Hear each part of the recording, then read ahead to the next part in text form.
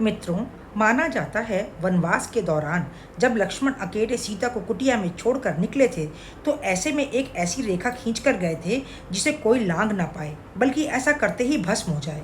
इस रेखा के बारे में जो जानकारी हमें मालूम है हम आपके साथ वह जरूर शेयर करेंगे। क्या थी वह रेखा? तो कई बार मन में सवाल आता है कि रावण इतना शक्तिशाली था तो लक्ष्मण रेखा पार क्यों नहीं कर पाया।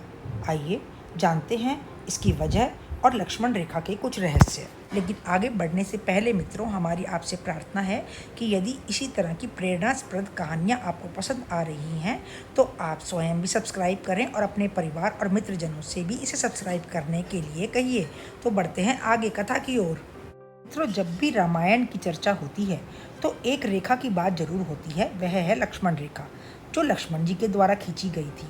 लक्ष्मण ने माता सीता की रक्षा के लिए यह रेखा खींची थी, परंतु रावण ने छल से माता सीता को लक्ष्मण रेखा लांघने को मजबूर किया और अपहरण करके ले गया था, जिसके बाद भगवान श्री राम और रावण के बीच में भीषण युद्ध हुआ। रावण का वध करने के बाद भगवान श्री राम माता सीता को सकुशल लेकर वापस अयोध्या लौटे थे। ऐसे में कई बार मन में सवाल उठता है कि आखिर वह लक्ष्मण रेखा इतनी शक्तिशाली कैसे थी जिसके कारण रावण जैसा शक्तिशाली और पराक्रमी भी उसे पार नहीं कर पाया था। आइए जानते हैं इस लक्ष्मण रेखा से जुड़ी कुछ रोचक बातें।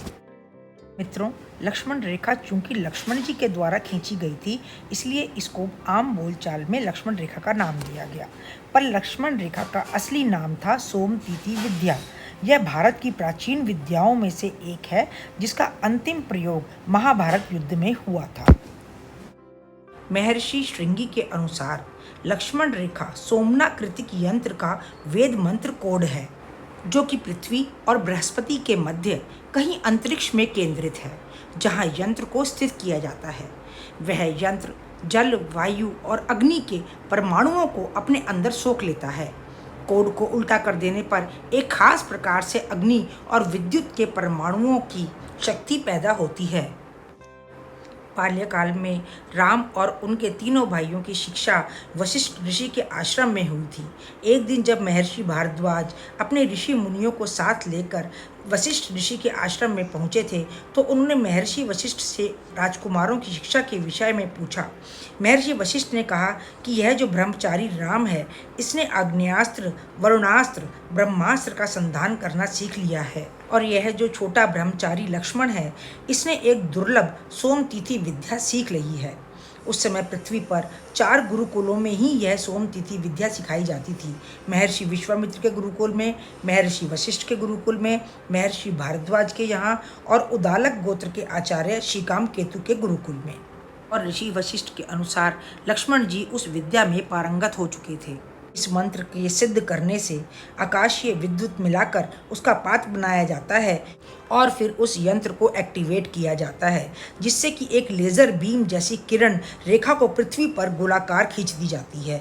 उसके अंदर जो भी रहेगा वह सुरक्षित रहेगा, लेकिन बाहर से अंदर कोई ज़बरदस्ती प्रवेश करना चाहेगा तो अग्नि और विद्युत की किरणों का ऐसा झटका लगेगा कि वह वहीं राख बनकर उड़ जाएगा। लक्ष्मण जी इस विद्या में इतना पारंगत हो गए थे कि कालांतर में यह विद्या सोमतीति न कहलाकर लक्ष्मण रेखा कहलाई जाने लगी। योगेश्वर भगवान श्री कृष्ण इस विद्या को जानने वाले अंतिम व्यक्ति थे। उन्होंने कुरुक्षेत्र के धर्म युद्ध में मैदान के चारों तरफ यह रेखा खींच दी थी, ताकि युद्ध में जितने भी भयंकर अस्त्र शस्त्र चलें उनकी अग्नि, उनका ताप युद्ध क्षेत्र से बाहर न जाकर दूसरे प्राणियों को संतृप्त न कर सके। मित्रों, लक्ष्मण रेखा आज भी भारत में सांस्कृतिक रूप से महत्वपूर्ण है और इसे किसी भी मामले में निश्चित सीमा को पार न करने की चेतावनी के रूप में इस्तेमाल किया जाता है। आम बोलचाल की भाषा में जब कोई वाद विवाद के दौरान कोई अपनी मर्यादा लांघता है, अपनी हदें पार करने लगता है, तब प्रायः उसे लक्ष्मण रेखा न पार करने की चेतावनी दी जाती है। तो मित्रों, अब तो आप लक्ष्मण जी के द्वारा खींची गई रेखा का सारी सच्चाई जान ही गए होंगे। आज के व्लॉग में बस इतना ही। हमारे व्लॉगों से जुड़े रहिए और इसको शेयर, लाइक, सब्सक्राइब करते रहिए। मिलते हैं अगले व्लॉग में, तब तक के लिए राम राम।